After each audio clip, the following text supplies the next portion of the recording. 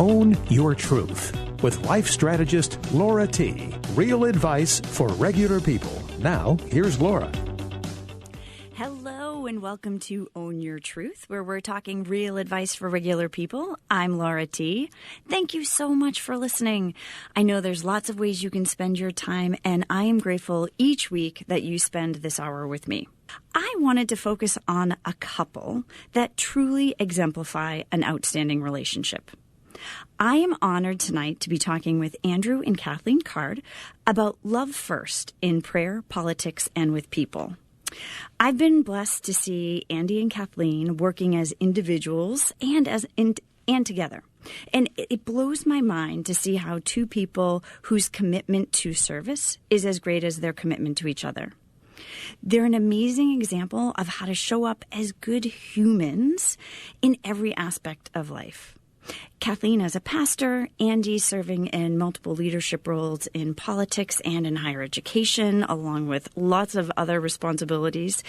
But even more importantly, in their everyday interaction with people. I'm so excited for tonight's show. And to give you a sense of who they are, I want to give you a little bit of background on Mr. and Mrs. Card. Andrew H. Card Jr. is chairman of the National Endowment for Democracy, a nonprofit organization dedicated to the growth and strengthening of democratic institutions around the world. Andy has held numerous senior government positions under 3 presidents, including Chief of Staff to President George W. Bush, where he became the second longest tenured White House Chief of Staff. He served as Deputy Chief of Staff to President George H.W. Bush, as well as U.S. Secretary of Transportation. He also served in President Ronald Reagan's administration. Andy was president of Franklin Pierce University. He has served as executive director of the Office of the Provost and vice president for academic affairs at Texas A&M. And he was acting dean of the Bush School of Government and Public Service at Texas A&M. And this is just to name a few of his accomplishments. And then we get to Reverend Kathleene Card. She is an elder in the United Methodist Church and currently serves as pastor at Peterborough United Methodist Church in Peterborough, New Hampshire. She's served as an interim associate pastor at A&M UMC in College Station, Texas. She was associate pastor for 11 years at Trinity UMC and then senior pastor for 2 years at Chesterbrook UMC in McLean, Virginia. Kathleene served on the board of governors at Wellesley Theological Seminary, where she earned her master's in divinity. She's also co-author of Pray, Act, Pray Again, a Lenten devotional. Kathleene has worked as both a teacher and an administrator in the federal government, serving as the Director of External Affairs at the Federal Energy Regulatory Commission and as a program director at the Bicentennial of the United States Constitution. Andy and Kathleene Card are both from Holbrook, Massachusetts. They have 3 children and 6 grandchildren, and last year they celebrated their 52nd wedding anniversary. I am so grateful to have these 2 people on the show tonight. So, as you know, I like to share how I've met my guests, and this goes back a long time because I had the great honor of interning for Mr. Card at the AAMA, the American Automobile Manufacturers Association, way back when I was in college, and I won't even tell you how long that was. And, you know, we were lucky to stay in touch over the years, and then Mr. Card became president of Franklin Pierce University, and I have the privilege of serving a short term on the board of trustees there, where then I had the opportunity to work with Mrs. Card and really got to see the magic of their relationship inside and outside of work. So I am just honored to be with them tonight and so excited to welcome them on the show. Andy and Kathleene, thank you so much for coming on tonight. Laura T., it is our honor to be on with you, and we're so grateful for this opportunity to reconnect with you. You're someone that I have great respect for and love and admiration, so thank you for having us. And here's my wife. I can say ditto to everything he just said. Oh, you guys, I have to tell you, I was nervous tonight. Like 2 people I admire so much being on together. I was nervous preparing for tonight. Well, don't be nervous. First of all, our story is a love story. Oh. We love sharing it. But more importantly, we know that love overcomes almost every problem there is, and we've witnessed that. We've been blessed to grow up strong in our faith, but the community that we've been part of that includes so many different kinds of people who are diverse. I'm not saying that there aren't disagreements and frictions every once in a while, but love does conquer all. Oh, such a great message. So I have to ask you to share with the listeners how you two met. I'm glad to share this. I remember that day like it was yesterday. Kathleen and I were in the 5th grade in Holbrook, Massachusetts, about 15 miles south of Boston, and I was attending the Franklin School, an elementary school in Holbrook. Kathleen was attending the Brookville School, and Brookville is a part of the town of Holbrook, and it was basically a 2-room schoolhouse. And I was singing in the Glee Club in the 5th grade and went up to perform at the Brookville School. And I remember this tall, very striking young girl sitting, actually she was standing with her Glee Club at the Brookville School, and I couldn't take my eyes off of her. And that was the first time I met Kathleen Bryan, Bryan, and I'm not saying that I fell in love that day, but I certainly was attracted to a very beautiful young lady. Oh. The only reason he noticed me was I was the tallest one in the class. So, Kathleen, did Andy stand out to you? No, I don't even remember him then. I don't remember him until the 6th grade when we were in the same class together. And he had so much confidence, and he walked in, and we had double sessions back then. I don't know if you know what that was, but there was so many of us that there wasn't enough. The baby boomers. We were the baby boomers. There wasn't enough room in the school, so we went in the morning, and then someone else went in the afternoon, and then in the middle of the year you switched. And so we were in the same class, and he came in, and it was very warm, and he had on Bermuda shorts, and he was immediately sent home to change. For not dressing appropriately for school. For not dressing appropriately, and yes. Alphabetically, the name Bryan comes before the name Card, and Kathleen sat right in front of me in the 6th grade, and we ended up being in the same class room from the 6th grade all the way through our senior year in high school. Wow. So when did you start officially dating? Not till we were seniors. We were friends. We were friends.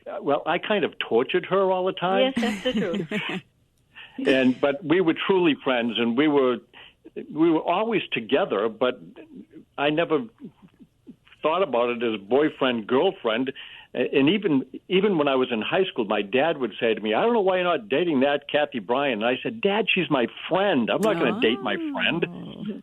And we were seniors in high school. I was class president at Holbrook High School. Kathleen was the class secretary. We were right after the school elections, sitting in the principal's office, and the principal, William Buckley, was telling us what the year was going to be like, and he came to when the calendar would say that commencement would be, and, of course, the senior prom. And he actually turned to me and said, so, Andy, who are you going to ask to take to the senior prom?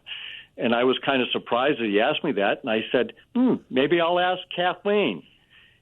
And she turned to me and said, I'd go with you. And I said, you would go with me? She said, yes. He was slow catching on. He was very slow catching on. Well, so we became very close friends long before we thought about dating. But it wasn't just that we were friends. I became very familiar with her family and loved her family. She became very familiar with my family. So we loved growing up in Holbrook. Laura, you know Holbrook. I do, and yes. It's kind of on the wrong side of the railroad tracks, no matter which side of town you come in from, but that's all right. And we had a great life there, and still consider our friends from Holbrook as our dearest friends. And I'm lucky that my friend from Holbrook is my life partner. Oh, well, so I heard you say you were already servant leaders. I mean, even when you were in high school, serving as president and secretary of the class. We were both very active in kind of the school politics. I was actually also active in kind of greater politics, and it turns out Kathleen was, but she was on the wrong side of the fence. I was not. But no, I grew up in a family where politics was not a dirty word. My grandmother, my father's mother, had been a militant suffragette fighting for women to get the right to vote. So I grew up believing that service to government was a noble calling, and participating in the political process was just acknowledging how important that first word in the Constitution is, we. It's our government, and we should all be engaged in it. Do I remember, Andy, you told a story about the dinner table even having political conversation? That's right, Laura. You know very well. My grandmother, who was a very well-educated woman for her day, and did go to college, which was unusual for that time, and she was a school teacher, but she was also a strong militant suffragette fighting for women to get the right to vote, and women got the right to vote in 1920. So we'll be celebrating a big birthday this year for women's suffrage. But when we sat at the dining room table, we had to offer a blessing before we could begin to eat. But before we could pick up an eating utensil, my grandmother used to go around the table and ask everybody, "Tell me something from the newspaper today."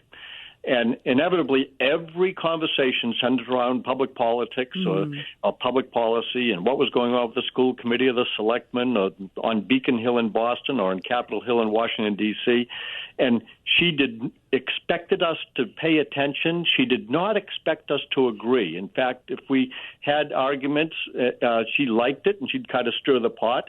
And if we all tended to agree on something, she'd say, democracy is not that easy. You've got to do more homework. I'm sure there are other views, too.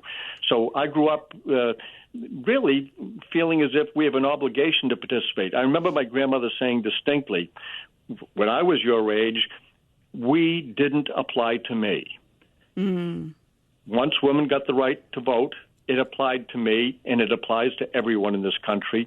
They should participate in their government, so answer the call of service. And at least register to vote and vote, but get involved, find things that you agree with and people you can support, and have the courage to get engaged. And she did not expect us to just necessarily agree with her. She just expected us to participate in the debate and find out what the right answer would be. And I do remember her telling me one thing that stuck with me for a long time. It was, if democracy does anything that is perfect, it should be by accident. People should work for perfectly good, and if it turns out to be perfectly perfect, it should be by accident, because if it's introduced and passed as perfection, chances are it was a dictatorship. Fascinating. I love that. Work for perfectly good. So let me ask, how have you been able to, and maybe Kathleen, you can start by answering this one, how have you been able to keep love first in all the different aspects of your life, in prayer, in politics, and with all of the people that you meet? Well, I think we both had really strong role models. Our parents obviously loved each other, and so that was expected. You loved your spouse. And the other thing is that I always felt that a marriage is the only exclusive relationship that's really talked about in Scripture. And so that relationship you have requires special communication, and it should never be, no one else should ever get into that communication that you have with your spouse. And so I feel like God has always been in the relationship, and that makes a huge difference. Wow, I love that. Tell me a little bit more about special communication. What does that mean for the two of you?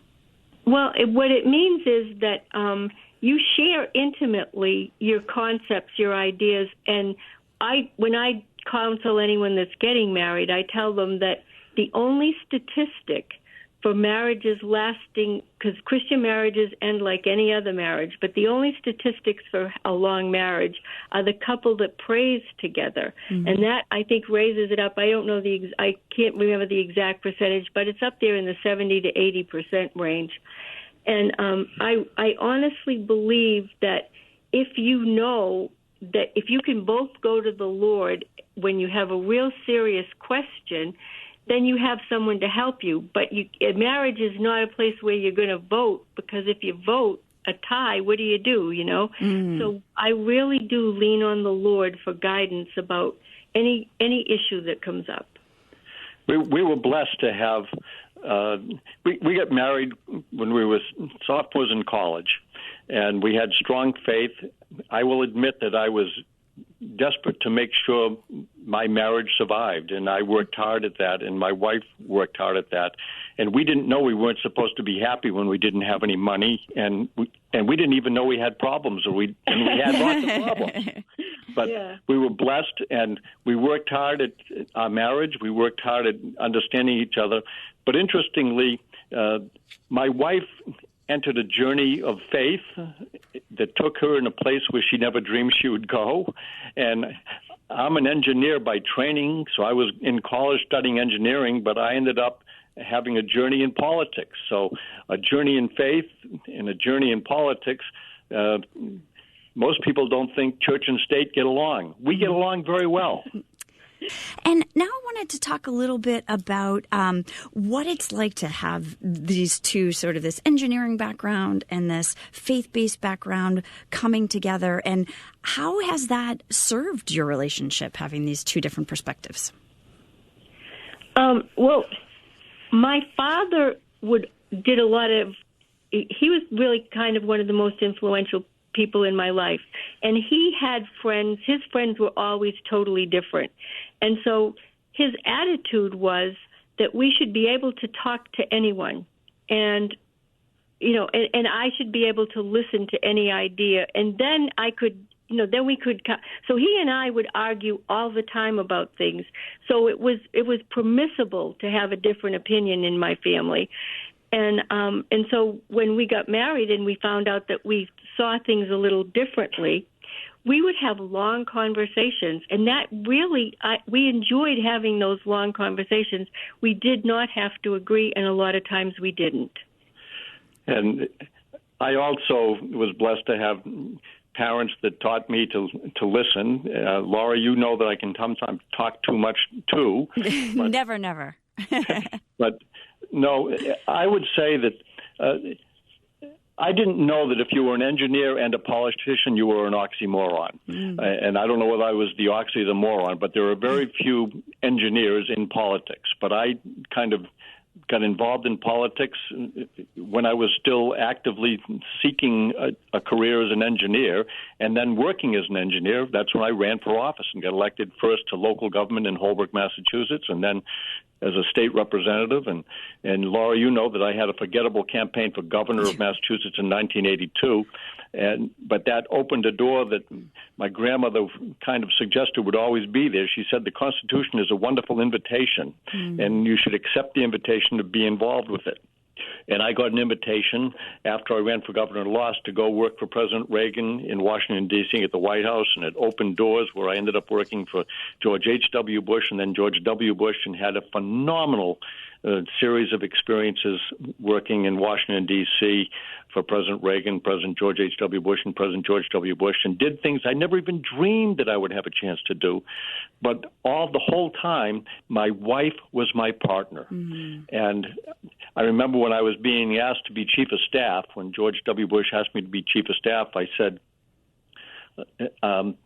my wife is my partner, and if you can't accept that she's my partner as I do this job, it'd be very hard. I'm not going to share secrets with her, but if I can't share the experience and have her help carry some of my burdens, it won't work.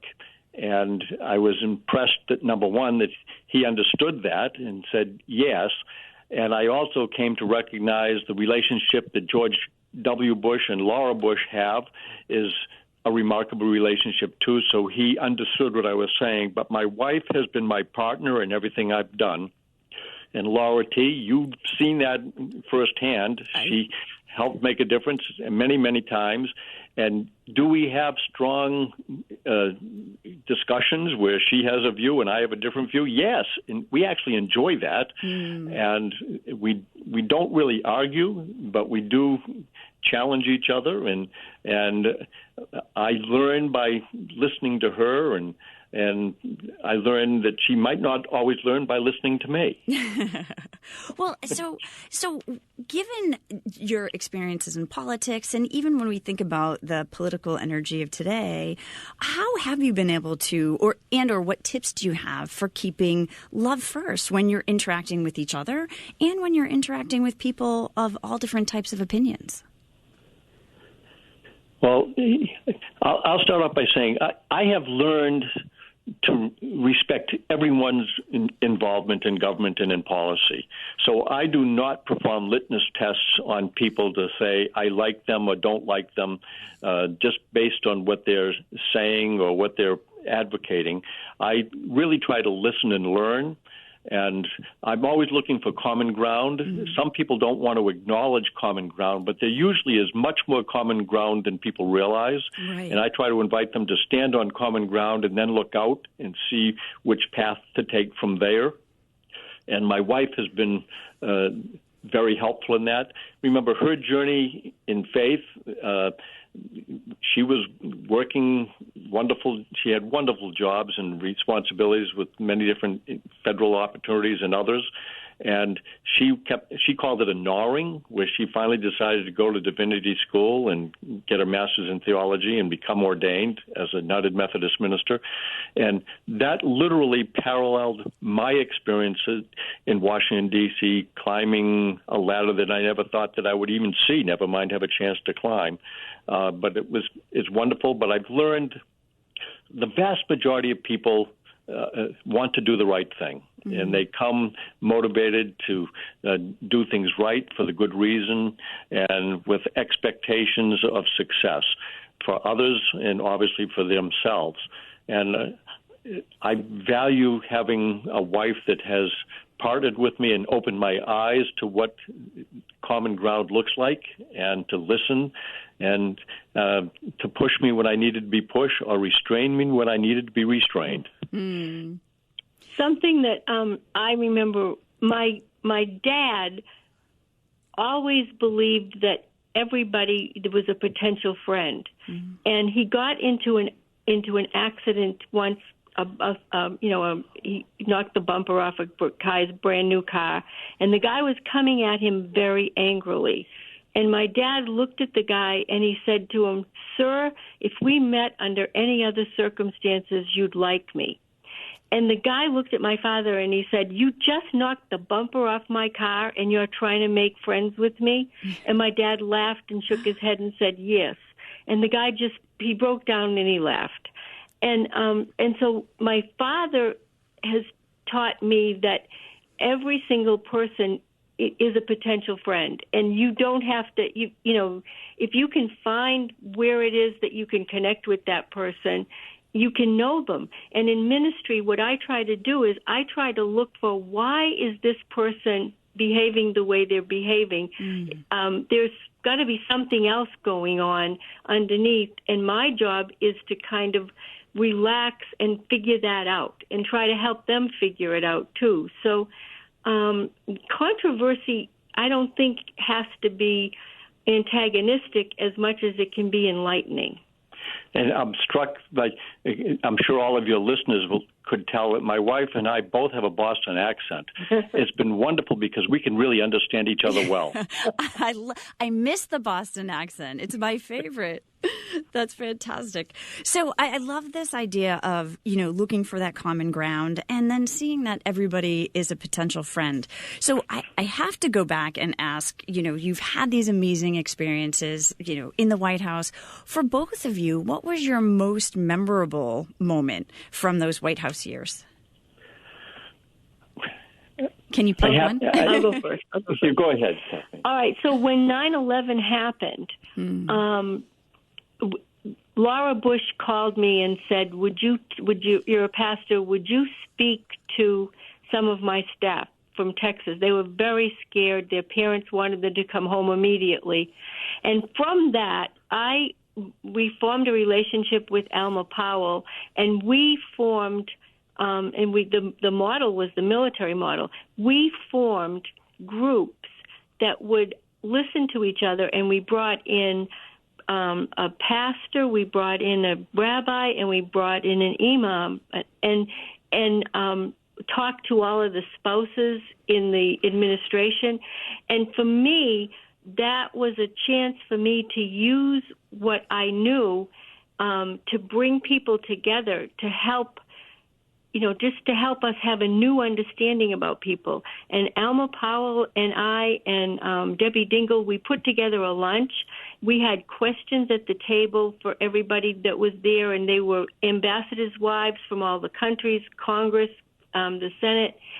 And we went around afterwards and asked everybody at the table to explain what they learned at their table about the country, or in the United States about the state.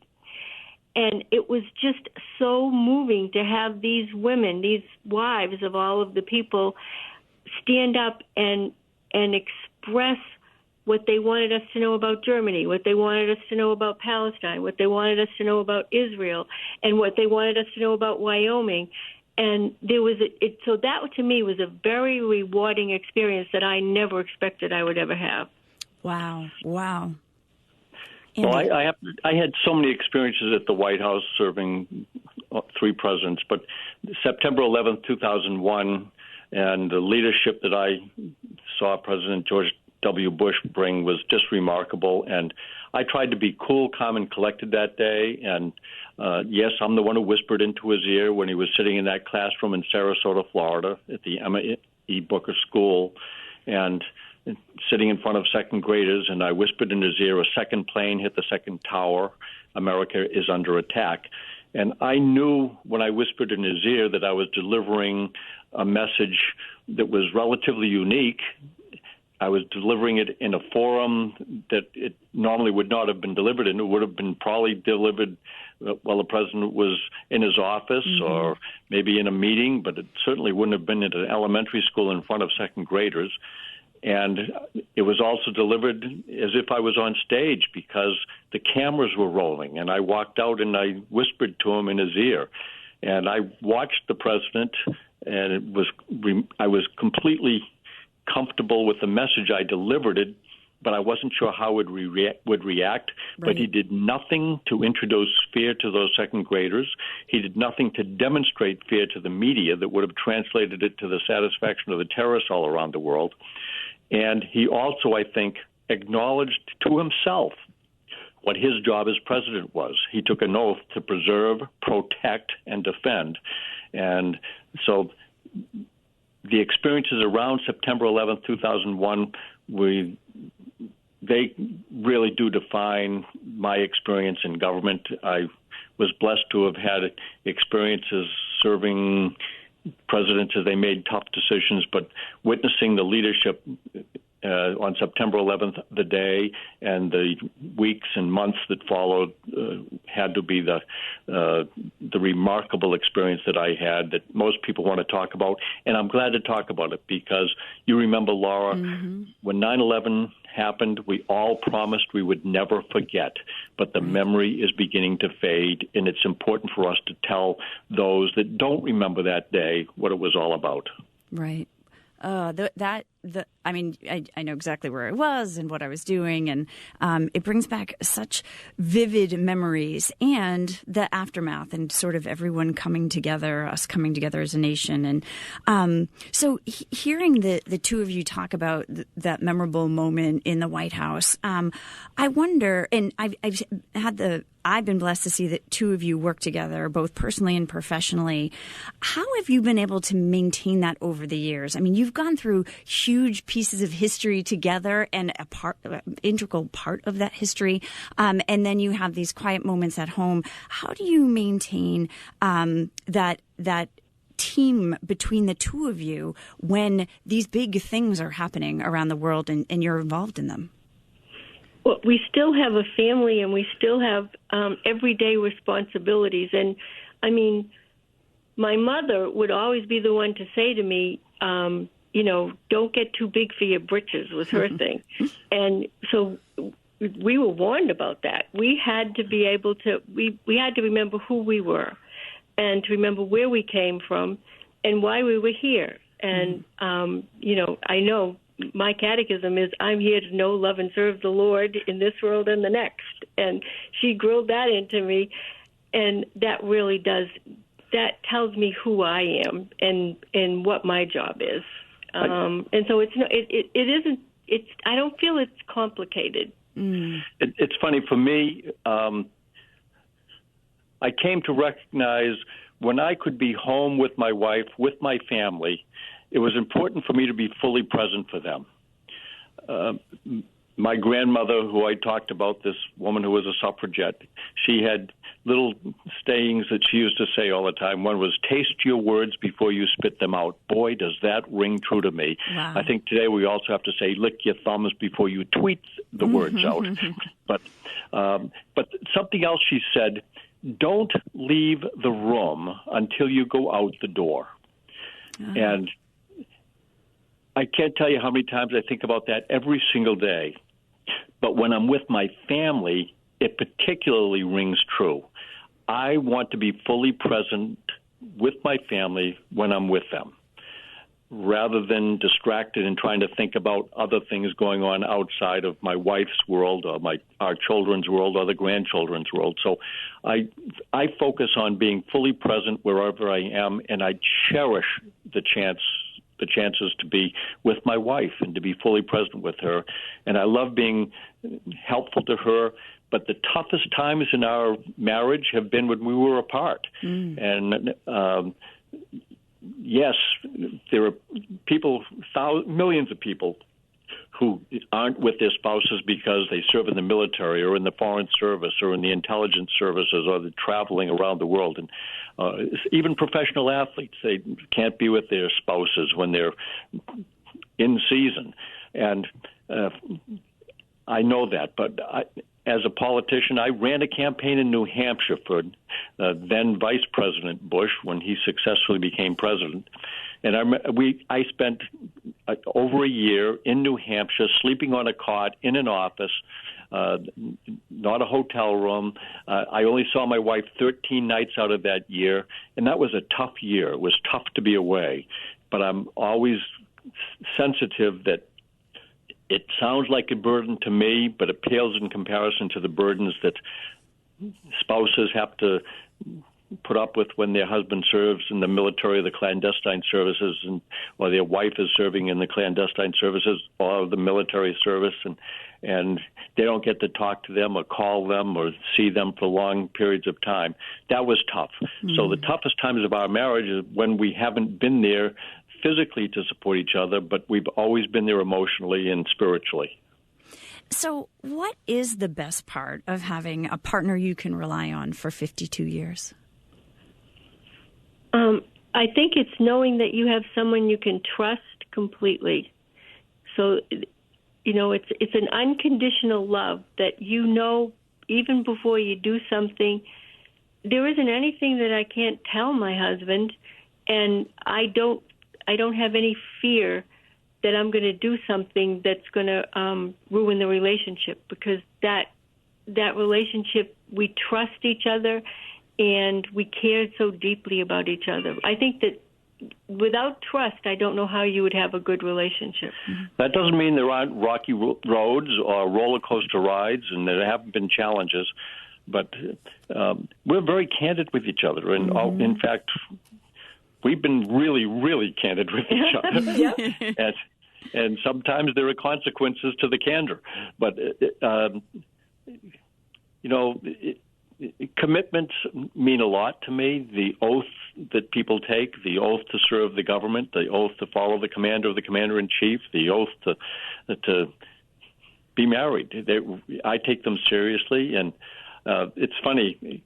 I'm very big on saying my prayers and have been for a long, long, long time. And my wife, she is like a saint to me. But I'm also, I got an awful lot of Boy Scouts. I loved being in Boy Scouts as a young man. I still say the Scout oath every day, and the Scout law: trustworthy, loyal, helpful, friendly, courteous, kind, obedient, cheerful, thrifty, brave, clean, and reverent. And I do those things, and those comfort me when I can't be with my family or my wife. That's amazing. So awesome to hear how you work together, your commitment to being present. So I have to ask, because this is a question I get a lot from people, whether I'm speaking or whether, I'm one-on-one coaching, is, when the kids were young and even now, given all of the demands on your time, how do you find time for each other? Any tips to share with our listeners? Well, we've been pretty careful to try to schedule. We call them date nights, and at least once a week. It was almost impossible to do when I was working in the White House, and we have a hard time keeping that schedule even now in life. But at least we talk about it and actually usually write it down that we're going to take time off. But we love talking to each other, so we spend a lot of time in the car. One of the things that happened after we got married, I went to school in the University of South Carolina, Columbia, South Carolina, and we used to drive 95 from Columbia, South Carolina, all the way up to Boston, and we enjoy being in the car talking to each other. So I'd still do a lot of traveling. My wife does a lot of traveling. When we travel by car, we love it because we get to talk. So scheduling time, at least telling each other that we were going to set aside time means a lot, even if we don't get the time set aside. And we also have a tendency to talk way too long, especially at night if I'm on the road. Last week I was in Los Angeles, California, and I'm calling my wife, and we're talking, and then I'm realizing I'm on the West Coast. It's after midnight for you. Go to sleep. But one thing I do say is that I think the hardest thing was on our children, and so I want to recognize that.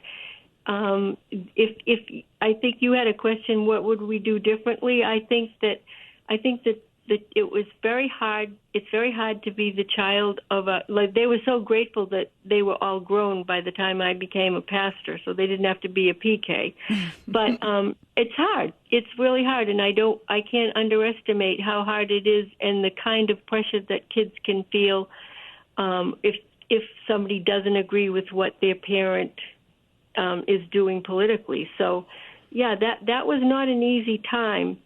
And all I can say is that we've got really great kids, and I'm very appreciative that they were as understanding as they were. Although it's amazing, we've learned that right now Kathleen and I have children that are much older than we are.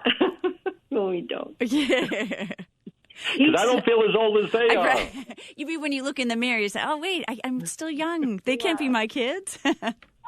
No, but we were really blessed with three wonderful kids. children, 6 fabulous grandchildren. In fact, today we spent time with our oldest grandchild, who has taken a new job in Boston, working at the Harvard Medical School, and we just had a wonderful afternoon with her.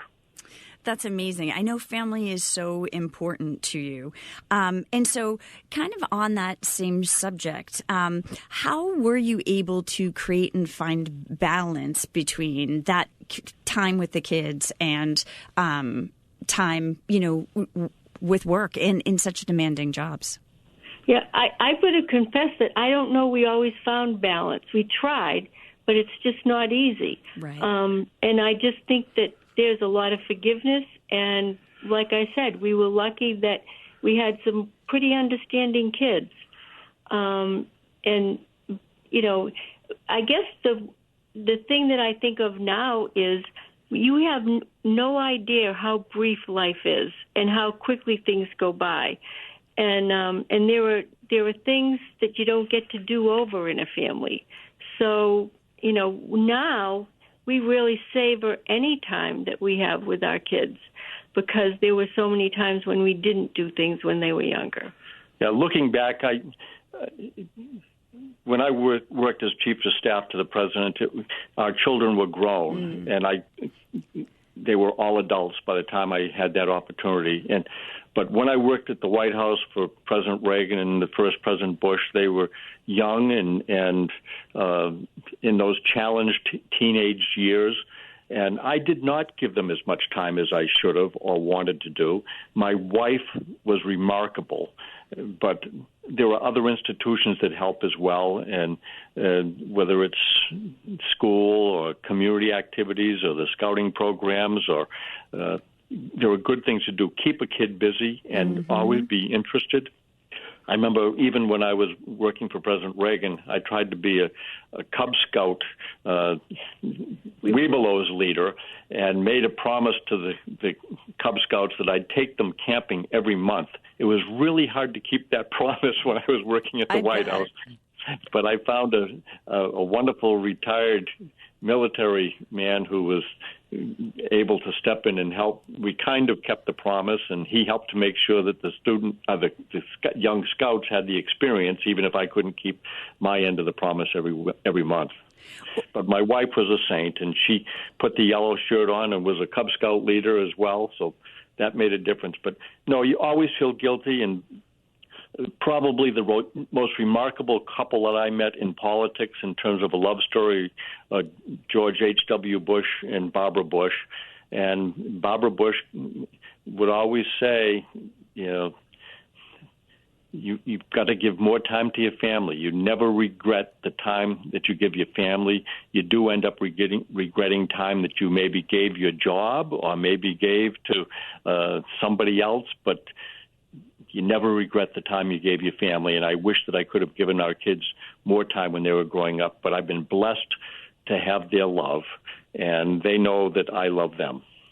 Well, I think as parents, we're often hardest on ourselves, and kids are absolutely so resilient. And I love that you point out that there are all these other resources that you can rely on as well. It doesn't all have to come from us as parents. There's a lot of pressure on us as parents to try to be and do everything, and it's not always possible.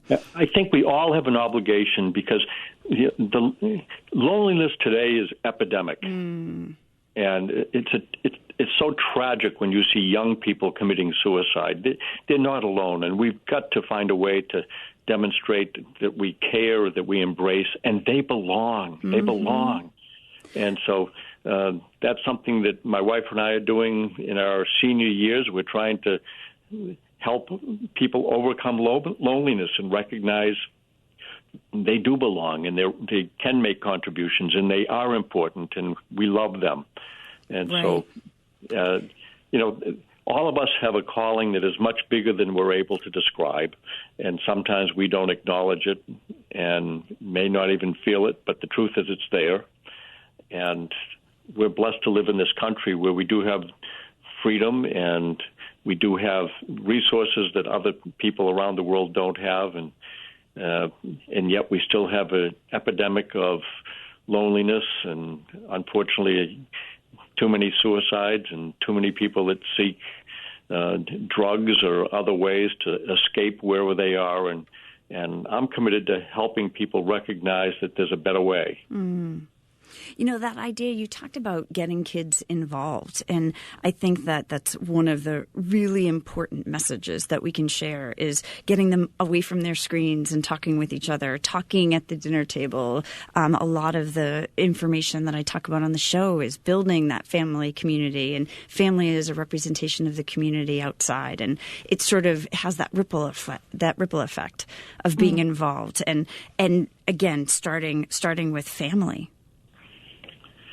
Well, I always feel guilty that I don't spend as much time with my extended family as I should. But